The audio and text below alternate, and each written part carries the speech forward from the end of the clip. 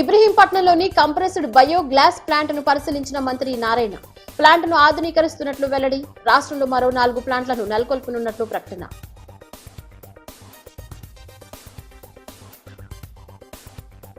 మూలపాడులోని జోడిచింతల చెరువు పూడికితెత్త పనులు పరిశీలించిన కలెక్టర్ లక్ష్మీషా.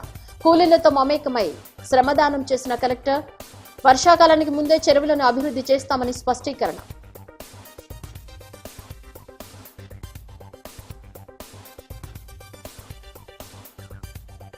అకాల వర్షం ఈదురుగాలులతో విజయవాడలో విషాదం. విద్యుద్ఘాతానికి గురై హోంగార్డ్ మృతి. పలుచోట్ల నేల కొరిగిన భారీ వృక్షాలు. విద్యుత్ సరఫరాకు అంతరాయం.